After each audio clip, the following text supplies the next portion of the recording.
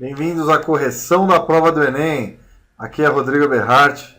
Tudo bem com vocês? Espero que esteja tudo jóia com vocês. Então, iremos fazer então a correção da prova do Enem. Beleza? Bom, voltando aqui à nossa prova, a gente tem então uma série de problemas para resolver. A gente vai resolver então, primeiro dia, caderno 2, prova amarela. Caderno amarelo, tá? Ciências da natureza, de 46 até 90. Na questão 46, é comum os fotógrafos tirar fotos coloridas em ambientes iluminados por lâmpadas fluorescentes, que contêm uma forte composição de luz verde. A consequência desse fato na fotografia é que todos os objetos claros, principalmente os brancos, aparecerão esverdeados. Para equilibrar as cores, deve-se usar um filtro adequado para diminuir a intensidade da luz verde que chega aos sensores da câmera fotográfica. Na escolha desse filtro, utiliza-se o conhecimento da composição das cores luz primárias, vermelho, verde e azul, e das cores luzes secundárias, amarela, igual a vermelho mais verde, ciano, verde mais azul, e magenta, vermelho mais azul. Na situação descrita, qual deve ser o filtro utilizado para que a fotografia apresente cores naturais dos objetos? Bom, como o ambiente está iluminado com a luz verde, em posição da luz verde, deve-se usar um filtro que atenue a luz verde, certo? Para tanto, o filtro deve-se intensificar as cores primárias, isto é, vermelho e azul. Aqui são cores primárias, estão vendo? E foram colocadas aqui, vermelho, verde e azul.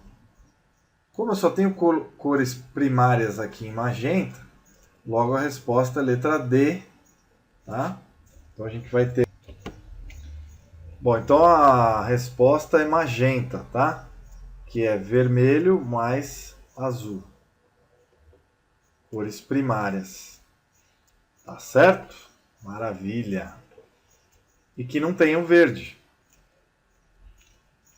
Nessa combinação, então, a combinação do vermelho com o azul nos remete a um filtro magenta. Tá bom? Então, resposta item D.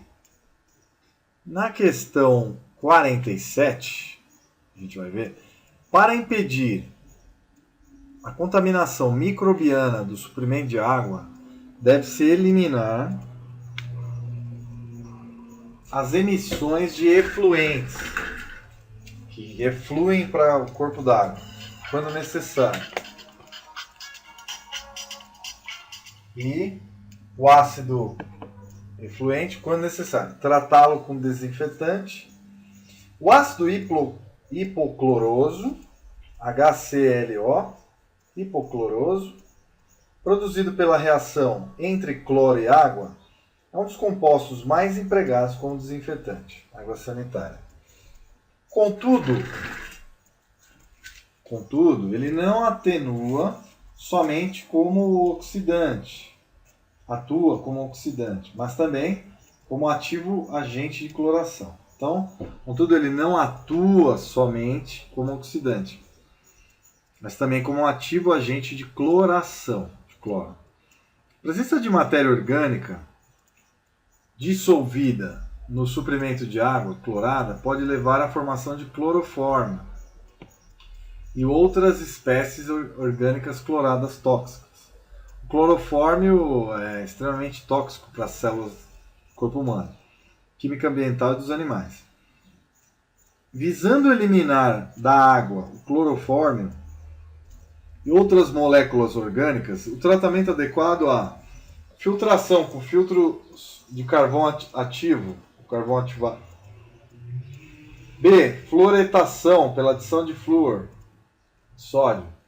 C. Coagulação, que adiciona sulfato de alumínio. D. Correlação do pH, correção do pH, pela adição de carbonato de sódio. E E. Não, a gente já tem um ambiente básico aí, né? E E. Floculação em tanques de concreto. Para eliminar, então, cloroforme, outras moléculas orgânicas nas estações de tratamento, o método mais usual empregado é o carvão ativo, carvão ativado, tá? Que é um dos camadas dos filtros de estação de tratamento de água, juntamente com cascalho, areia e diferentes granulações. Então usa-se então o carvão ativado, que vai retirar então o cloroforme, tá bom? Na questão 48, uma outra questão de biologia, no laboratório de genética experimental, observou-se que determinada bactéria continha um gene que conferia resistência a pragas específicas de plantas. As plantas são cometidas por pragas. Pragas ligadas a bactérias, pragas de diversas formas, né? Normalmente bacterianas, tá? Essas pragas podem diminuir a produtividade das plantas na agricultura. Por isso estão sendo relacionados nessa questão.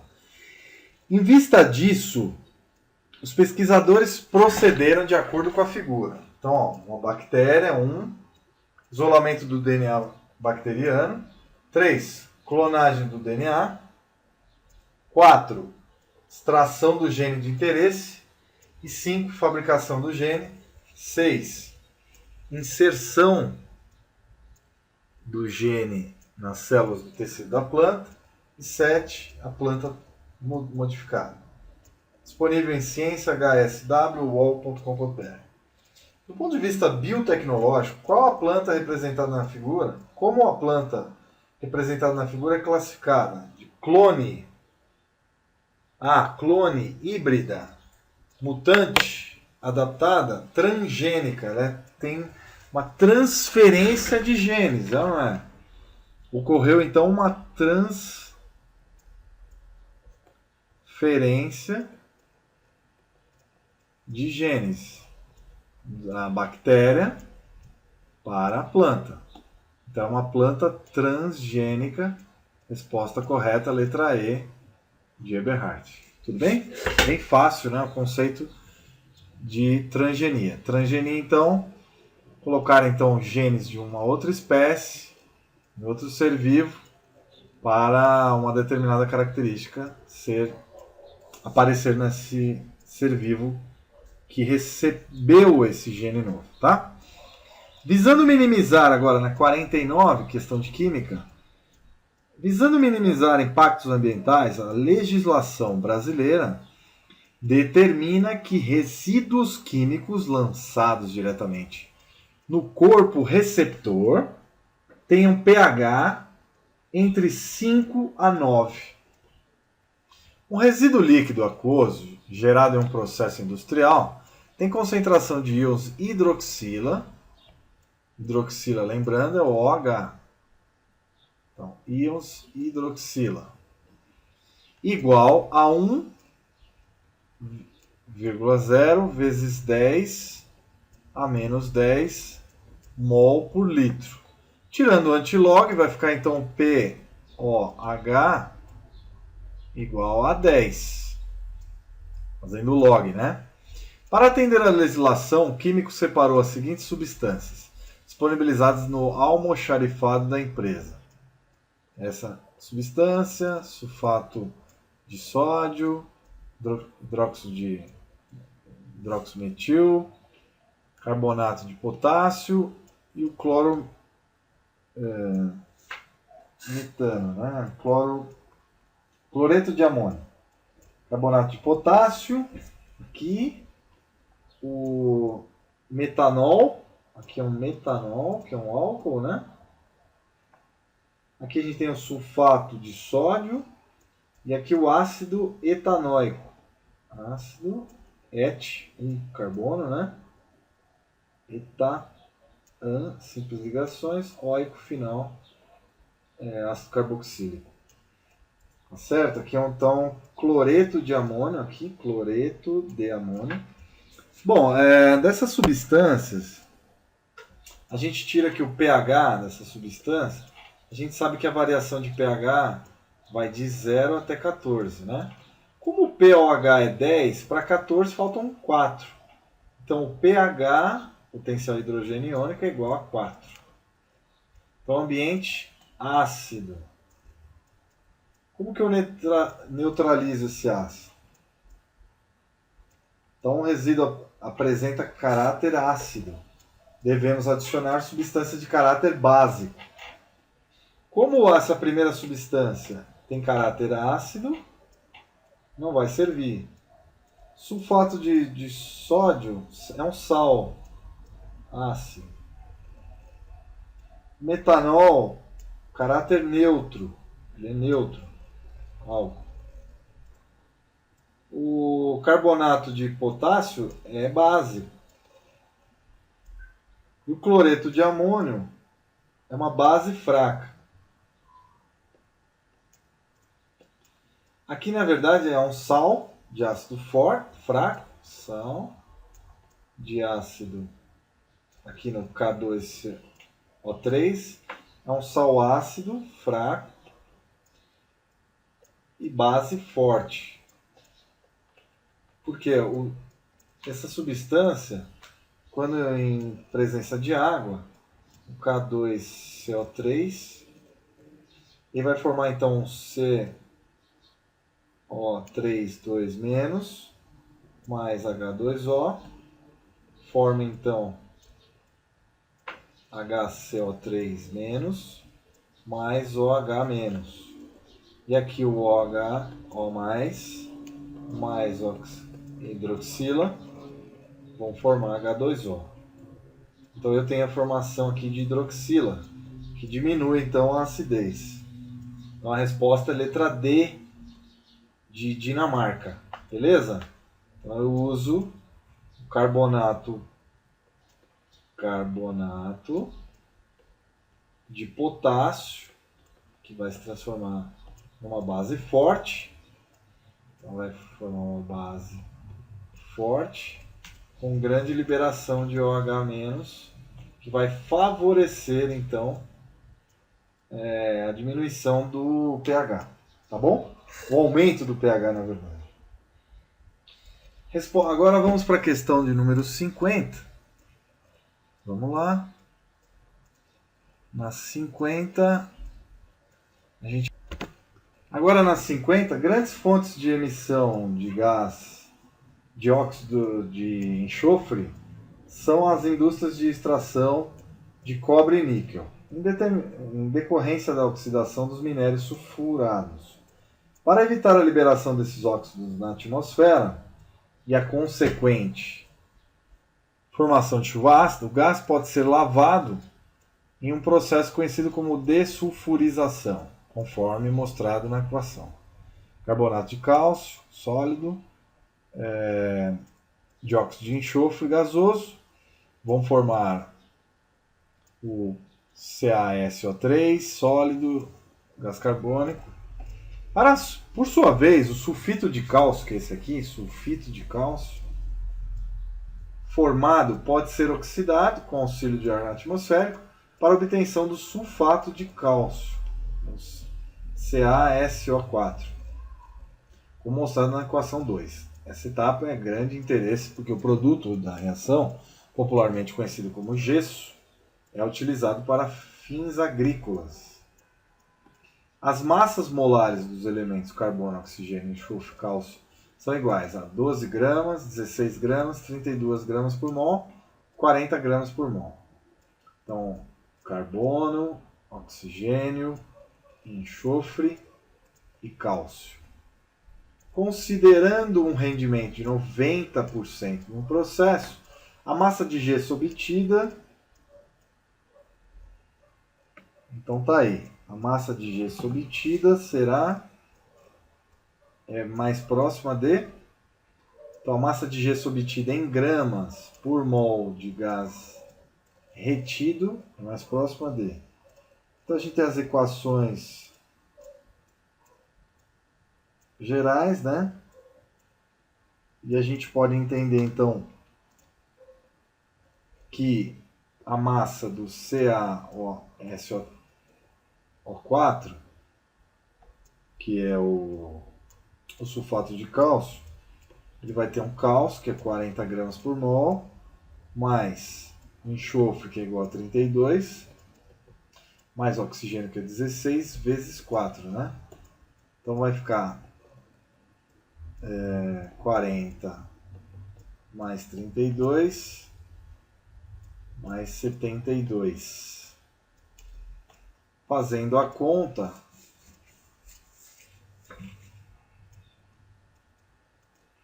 (16 vezes 4), acho que é 64, né? Eu errei aqui. 64. Tô doido. Então vai dar 136 gramas por mol. Como rendimento, então, como o rendimento é igual a 90%, temos, então vai ficar 136 gramas está para 100% e X gramas está para 90%. Fazendo a conta, X vai ficar igual a 122,4 gramas de sulfato de cálcio. Tá? Letra C.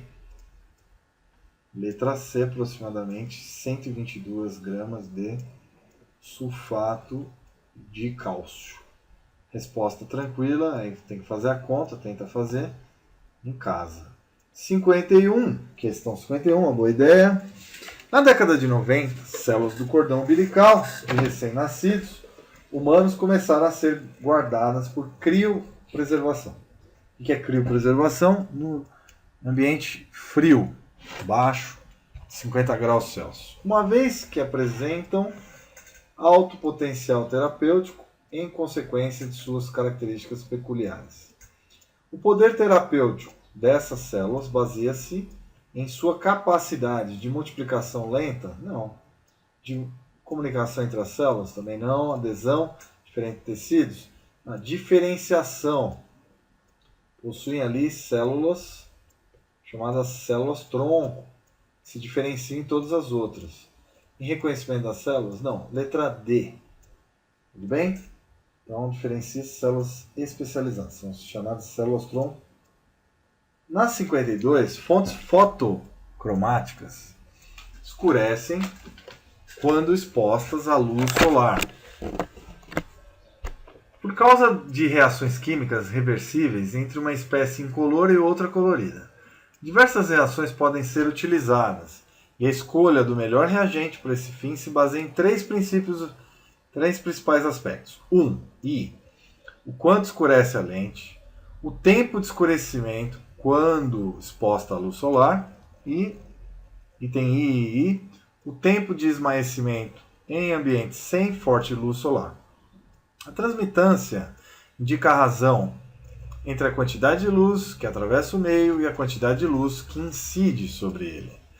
Durante um teste de controle para o desenvolvimento de novas lentes fotocromáticas, foram analisadas 5 amostras que utilizam reagentes químicos diferentes no quadro. São apresentados os resultados. Amostra 1, 2, 3, 4 e 5. Tempo de esmaecimento, segundos, 20, 40, 20, 50, 40.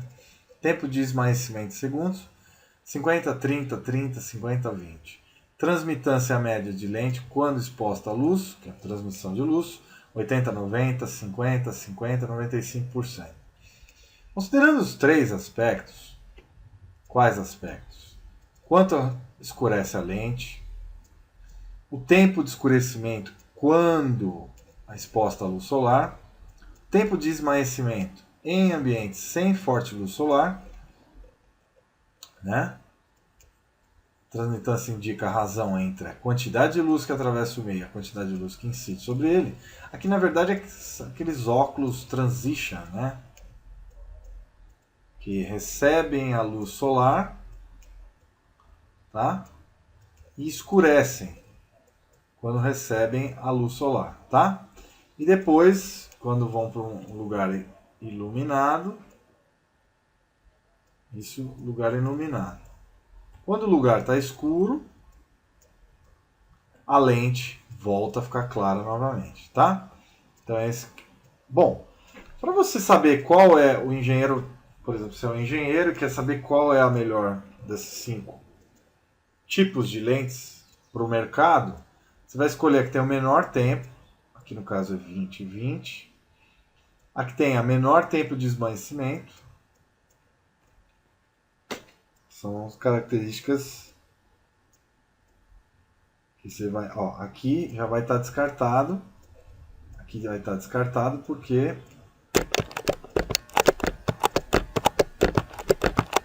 ó, eu escolhi a de menor tempo. Logo, todas já estão descartadas, né? Eu vou ficar entre 1 e 3. Qual dessas duas tem o menor tempo? Aqui, 30. Então eu já sei a resposta. Letra C, 3. Transmitância, 50. Muita gente, ó, como o tempo aqui é maior, não vai poder usar essa lente. O único momento que ela é menor é aqui nos 20, só que ela já foi descartada. Então a resposta é letra C. A lente 3 vai ser usada então. A lente fotocromática ideal deve ter os tempos de escurecimento e esmaecimento mínimos. Além disso, a transmitância média prioritária nessa escolha deve contemplar então os máximos em ambientes escuros e mínimos em ambientes claros, né? Ambientes expostos à luz, então mínima, né? O valor de 50 de transmitância média atende de forma eficiente os dois casos. A lente que melhor contempla as ponderações acima é citada na C. Bom, e na questão 53, a gente tem então uma questão grande. Para entender os movimentos dos corpos, Galileu discutiu o movimento de uma esfera de metal em dois planos inclinados, sem atritos e com possibilidade de se alterarem os ângulos de inclinação. Conforme mostra a figura, na descrição do experimento, quando a esfera de metal é abandonada para descer um plano inclinado de um determinado nível, ela sempre atinge no plano ascendente, onde sobe, no máximo um nível igual àquele em que foi abandonado. Então, na verdade, vai soltar essa bolinha vai descer, vai subir e vai ficar até aqui nesse ponto aqui. Até nesse ponto igual a esse aqui. Bom, se o ângulo de inclinação do plano de subida for reduzido a zero, a esfera... Bom, no caso, a esfera continuará com velocidade constante, por inércia. Primeira lei de Newton. Então, se aqui for reduzido a zero, você vai ter esse ângulo aqui, né? Tá? Então, pela primeira lei de Newton, a força será nula. O impulso resultante também será nulo. Tá? O ângulo de inclinação do plano de subida for reduzido a zero, a esfera manterá a sua velocidade constante, pois o impulso resultante sobre ele será zero. Então, letra A, de Galileu Galilei. Maravilha. Na 54, então, temos mais uma questão para a gente fazer. Uma proposta de dispositivo capaz de indicar a qualidade de gasolina vendida em postos e, consequentemente, evitar fraudes, poderia utilizar o conceito de refração luminosa. Nesse sentido, a gasolina não adulterada, na temperatura ambiente, apresenta razão entre os senos dos raios incidentes refratados igual a 1,4. Desse modo, fazendo incidir o feixe de luz proveniente do ar, com ângulo fixo e maior que zero, qualquer modificação no ângulo do feixe refratado indicará adulteração no combustível. Em uma fiscalização rotineira, o teste apresentou o valor de 1,9. Qual foi o comportamento do raio refratado? Bom, de acordo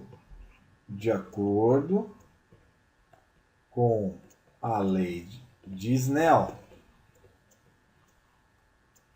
temos seno do raio incidente e o seno do ângulo refratado, o índice de refração N2 sobre N1. Aqui no caso, o primeiro caso, igual a 1,4. Na incidência do ângulo de incidência, do raio de refração, N2 sobre N1, vai ficar 1,9, segundo caso. Bom, então o que a gente pode tirar disso? Aqui no caso, R', né? Que é diferente desse. Cortando tudo aqui, vai ficar seno de E, que está falando agora como vai se comportar então o valor, né? Qual foi o comportamento do raio refratado? Então, o seno do raio refratado é menor, perdão. Então, o seno do ângulo refratado é menor do que o seno do ângulo refratado no primeiro caso, tá? Por isso que aqui, ó, esse valor é menor do que esse. Então, esse valor é maior, esse valor é menor em relação um ao outro, tá? Por isso que os valores aqui dá um valor menor e aqui dá um valor maior. É só pensar no ângulo. Então, o R' é menor do que o R. O raio luminoso, então, a gente pode pensar assim, ó. Aqui tem a linha. Opa! Tá? Você tem, então, o raio de incidência, o raio refratado, aí você teve a refração. E aqui nós temos a normal, né? Que é uma linha de 90 graus. Então, esse ângulo aqui representa R'. E o ângulo maior representa R. Tá? Aqui, então, é o ângulo de incidência do raio luminoso. Tá? Nesses dois casos. Então, a resposta para esse exercício mudou de sentido? Sofreu reflexão total? Não. Atingiu o valor do ângulo limite? Não. Direcionou-se para a superfície de separação? Não. Aproximou-se da normal superfície de separação. Exato. Como teve adulteração, o líquido ficou mais denso, ele se aproximou da normal, tá bom? Basicamente é isso que você deve entender. Então, a resposta letra E, de Eberhardt, tudo bem? O ângulo se aproximou da normal. A normal, para quem não sabe, é essa. A normal representa então essa linha aqui, tá? Aqui é a normal. Então, ele diz que esse ângulo, que o ângulo era maior aqui, estava mais afastado, concorda? Depois ficou mais próximo, ó. Que esse caso aqui vai diminuir o ângulo então, tá? Então, se aproximou, ele veio para cá e ficou mais próximo da normal. Então é a letra E mesmo, não tem dúvida. Tudo bem?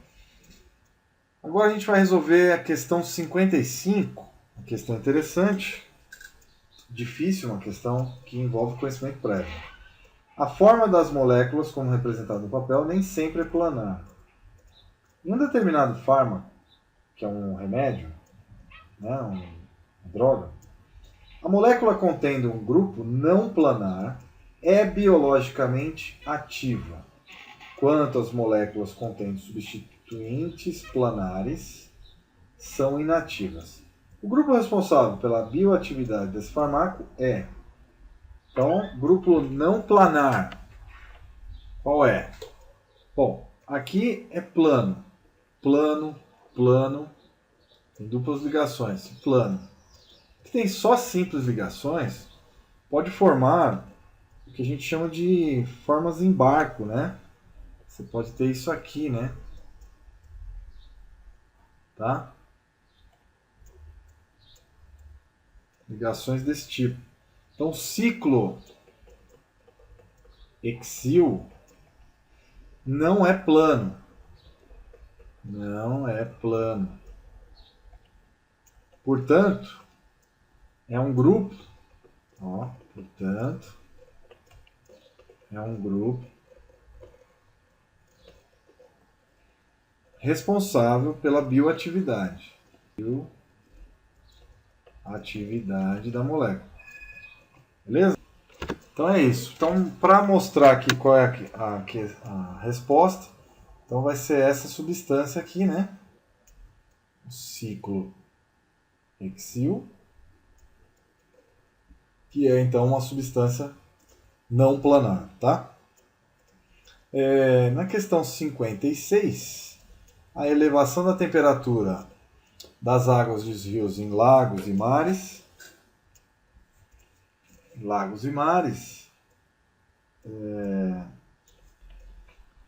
Diminuiu a solubilidade de oxigênio, pondo em risco as diversas formas de vida aquática que dependem desse gás. Se essa elevação de temperatura acontece por meios artificiais, dizemos que existe poluição térmica. As usinas nucleares, pela própria natureza do processo de geração de energia, podem causar esse tipo de poluição, que parte do ciclo de geração de energia das usinas nucleares está associada a esse tipo de poluição. Bom, muito bem.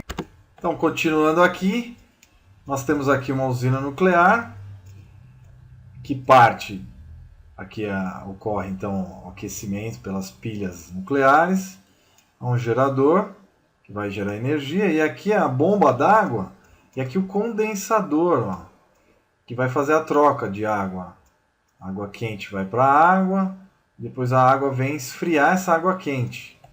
Então a troca acontece aqui no condensador, condensação do vapor no final do processo, que é uma usina do tipo usina de Angra 1 e 2. Eles fazem isso, tá? Então, poluição térmica, que a gente chama. Na questão 57, no heredograma, os símbolos preenchidos representam pessoas portadoras de um tipo raro de doença genética. Os homens são representados pelos quadrados e as mulheres pelos círculos. Qual é o padrão de herança observado? Primeira coisa, você usa pais iguais, filhos diferentes. Aqui não tem, ó. Não tem como achar os excessivos. Não pula gerações, logo a característica é dominante. Porque não pula gerações. Não pula gerações. Veja, existem nos dois sexos, né? Tanto no homem quanto na mulher. Basicamente, nós temos aqui então, bom, aqui é XX, o homem é XY. Como aquele doou um só, já causou doença. Então é ligado ao sexo. Ligado ao sexo. Então a resposta é letra D. Dominante ligado ao sexo, pois todas as filhas de homens afetados também apresentam a doença. Todas as filhas de homens afetados apresentam a doença. Tá vendo aqui, ó? Todas as filhas de um homem afetado têm a doença. Que basta um só. A mãe é XX, no caso deve ser, vamos dizer, Dzão, Dzinho, Dzinho, né? O pai é X, Dzão, Y. Basta um Dzão para elas se tornarem, então, portadoras da doença. Uma doença dominante, então. Beleza? Então tá aí. Letra D de dado. Na questão 58, o pesquisador percebe que o rótulo de um dos vidros em que H guarda um concentrado de enzimas digestivas está ilegível. Ele não sabe qual enzima o vidro contém, mas desconfia de que seja uma protease gástrica que age no estômago digerindo proteínas. Sabendo que a digestão no estômago é ácida e no intestino é básica, ele monta 5 tubos de ensaio com alimentos diferentes. Adiciona o concentrado de enzimas em soluções com pH determinado e aguarda para ver a enzima em que age em alguns deles. O tubo de ensaio em que a enzima deve agir, para indicar que a hipótese do pesquisador está correta, é aquela que tem que ter um pH ácido. Então tá aqui, ó. Aqui o pH é básico, Não é. Não pode. Lembrem que a escala de pH vai 7 neutro, até de 7 a 14 o ambiente é básico, rico em concentração de OH-, e de 7 a 1 o ambiente é ácido e rico em íons H+. Tudo bem? Maravilha. Lembrando disso, ou vai ser B ou D. Ele falou que é proteína. É uma enzima digere proteína. Macarrão tem mais carboidrato. É uma fonte de carboidrato. Logo, a resposta é B de bola. B de bola, pH 5, ambiente ácido. Muito fácil a questão, nada difícil, né? Continuemos então a resolução da prova do Enem 2014. Maravilha! 2014, que ano, hein? Ave Maria. Bom, questão 58. Está aqui embaixo. Já fizemos, agora questão 59. Vamos a ela. Questão, então, 59. Alguns sistemas de segurança incluem detectores de movimento. Nesses sensores, existe uma substância que se polariza na presença de radiação eletromagnética de certa frequência, região de frequência, gerando uma tensão que pode ser amplificada e empregada para o efeito de controle. Quando uma pessoa se aproxima do sistema, a radiação emitida por seu corpo é detectada por esse tipo de sensor. Wendling, sensores, disponível 2 FEG no unesp.com. A radiação captada por esse detector encontra-se na região de frequência. O corpo da gente libera infravermelho, tá? Então a resposta é letra C. Infravermelho, na faixa do infravermelho. Nosso corpo tem calor e libera calor na faixa do infravermelho que nós não enxergamos. Na questão 60, estudo de compostos orgânicos permite os analistas definir propriedades físicas e químicas responsáveis pelas características de cada substância descoberta. Um laboratório investiga moléculas quirais cuja cadeia carbônica seja insaturada, heterogênea e ramificada. A fórmula que se enquadra nas características, então ele quer cadeia carbônica, moléculas quirais com carbono quiral, faz 4 ligações diferentes, cuja cadeia carbônica seja insaturada, heterogênea e ramificada. Bom, então ele vai querer achar isso aqui, né? Ó.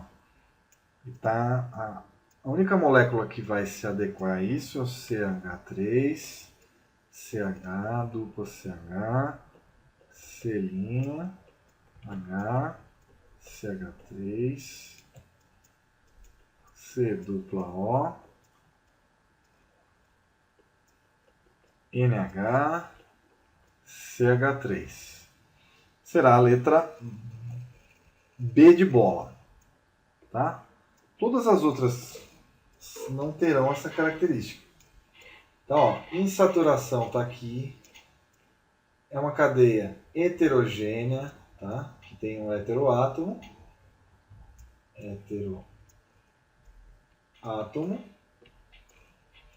Tá?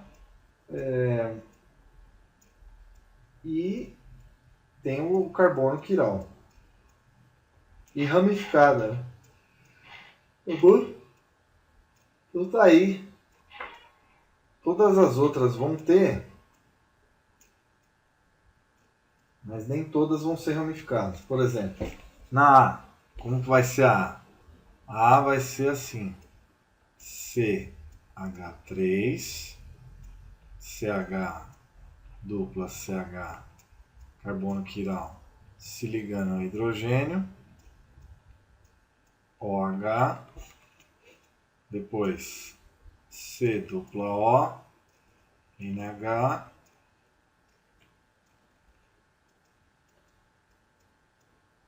ligada a um CH3. Então ela é insaturada, heterogênea, porém é reta, normal, não é ramificada. Então a A está errada. A C vai ser um CH3, CH duplo, CH, C ligando com hidrogênio, CH3. Aí aqui, ó, tem um C dupla O, já vem aqui o NH2, a mina. Então ela é insaturada, porque tem a dupla ligação. É uma cadeia homogênea. Aqui no caso é homogênea, então já não serve. E só na ponta ela é considerada ainda homogênea, dentro da cadeia carbônica. E aí nesse caso está na ponta, ela não está dentro da cadeia carbônica. E ramificada. E está fora também. Então C e A. Agora a D. A D vai ser CH3, CH, CH2, se ligando com o átomo carbono quiral, um metil, C dupla O, ligado a um NH e um CH3. Insaturada. Na verdade aqui ela é saturada, logo está fora também. Saturada porque só tem simples ligações. Simples ligações. A D está fora também. E E tem lá um componente com 6 carbonos. Na verdade é 5, né? Deixa eu ver. Quantos carbonos? 6 carbonos. 1, 2, 3, 4, 5. 1, 2, 3, 4, 5, 6. Então, ressonância. Aí tá aqui CH2. Depois C dupla O. Ligado a um NH. E um CH3. Então vai ser insaturada, homogênea e não é quiral. Logicamente, então, a resposta correta é letra B de bola. Tá? Correta, então, letra B de bola.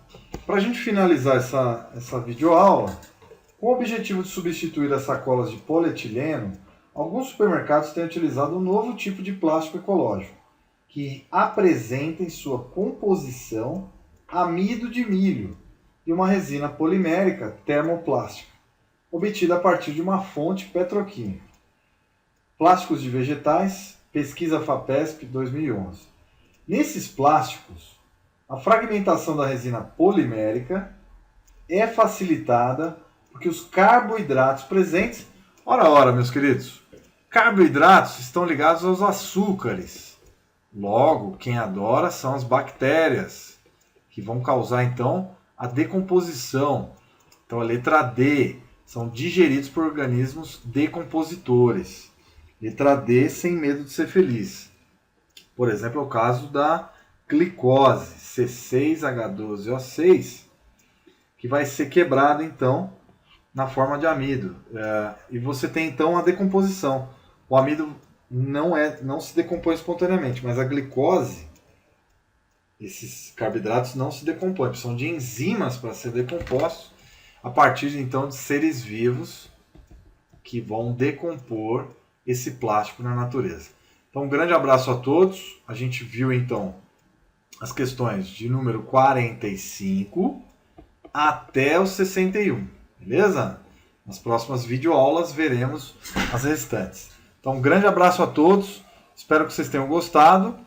E a prova do Enem, um pouco trabalhosa e requer, então, bastante estudo de vocês. Até as próximas aulas. Tchau, tchau. Até lá.